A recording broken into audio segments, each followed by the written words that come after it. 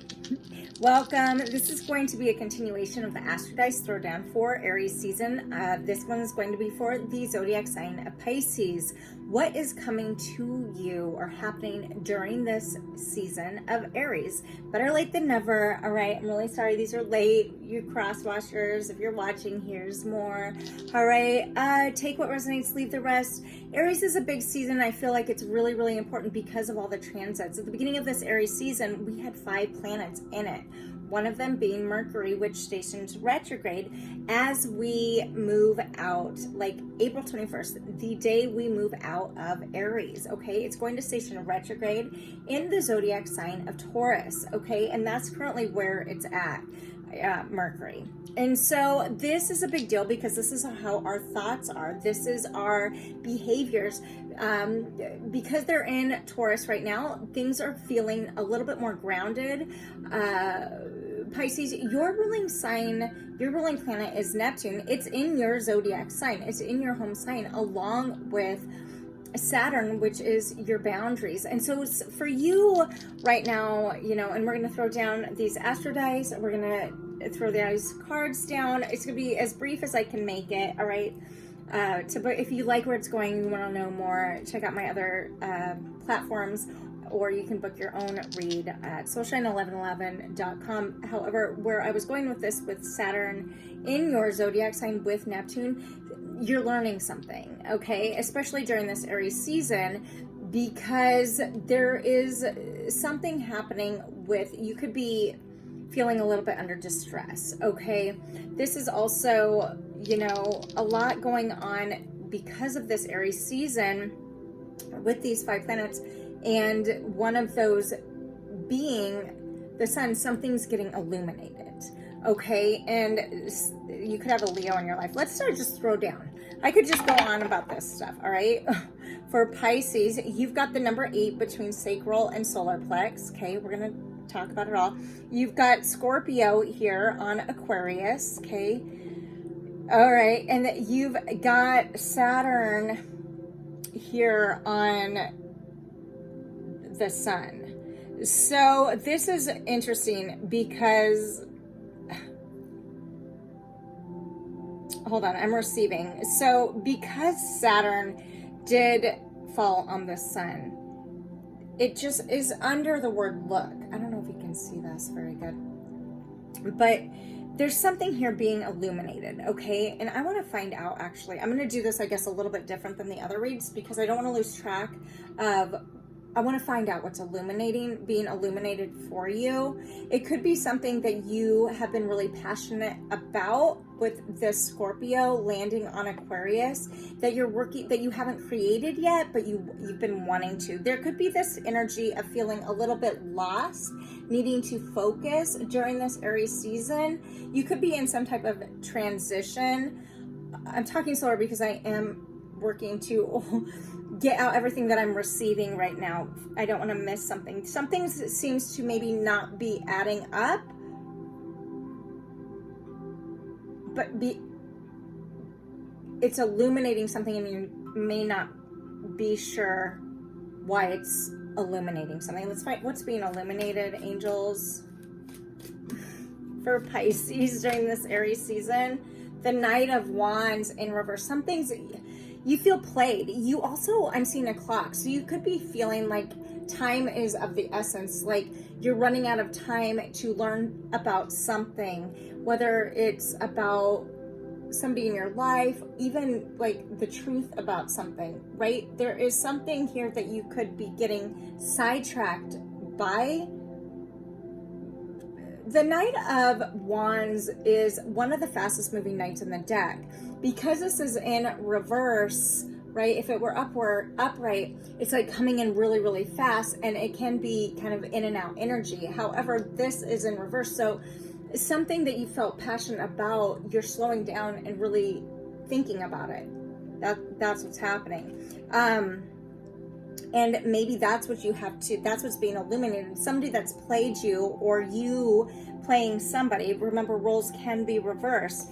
In this card, I'm noticing there's a chain here, okay, from the lion to the person. And it's being, because this is in reverse, This person's also holding some type of wand. Okay. I'm seeing Leo, the zodiac sign of Leo is down here. I don't know if you can see that. There is this energy, because this is in reverse, that, oh my gosh, look at upright. There's this also this Leo sign right, there's a line right there. You're either being seen for something is being illuminated about you, about what needs to shift in you, because it's not aligning with who you are during this Aries season. Like this is, and so it's not until this Aries season that is being illuminated to you. Princess of Pentacles, the Page of Pentacles at the bottom of the deck here. There is a woman here holding an offering. She's standing in some type of light. When the page with the Princess of Pentacles, it says be about Virgo, Capricorn, Taurus energy. We're just speaking energy, and it could be talking about something having to do with finances. Now, the Princess of Pentacles in this deck is the page. Okay, so it's an energy that is helping to work for you to start something brand new. You could be receiving some type of message having to do with your finances. The number 8 here, okay, is Leo energy. Okay, it's the Strength card. This has a lion on it, and it has a lion down here, and it has a lion down here. This lion down here is chained to this person. Because this is in reverse, this could have to do with your pride, letting go, detaching from your ego or pride, or witnessing somebody detaching from their ego. Take it how it resonates, from their ego or pride, in order to see something that's being illuminated. And somebody could be holding their boundaries where you're concerned, or you're thinking that maybe you need to recognize something. Regardless, with Saturn here, Saturn is about being stubborn. So this is something you could be been stubborn about. There's a start here working for you. However, there's this feeling of not wanting, you can't, it's hard to grasp what to do to make it start, to move forward.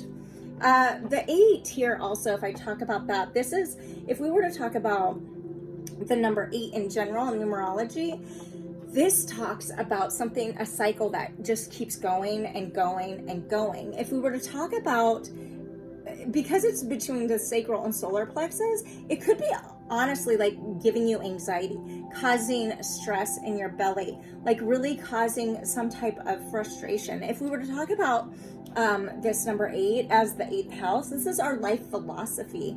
This is typically where our inheritance is, like genes passed down. It can also be a financial inheritance, right? So there's something here being illuminated, could be about finances. Maybe it's an offering of a new job.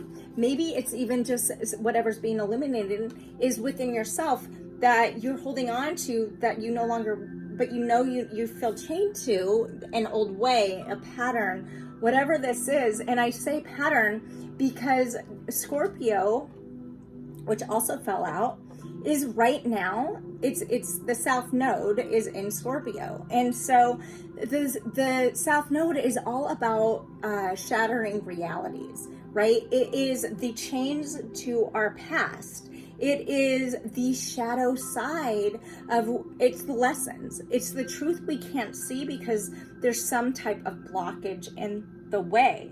So there's this feeling, it's like the running away from a truth. And so you could actually have some type of truth right in front of you being illuminated, either about yourself, maybe about yourself and somebody else, or a situation, an experience, a pattern, right?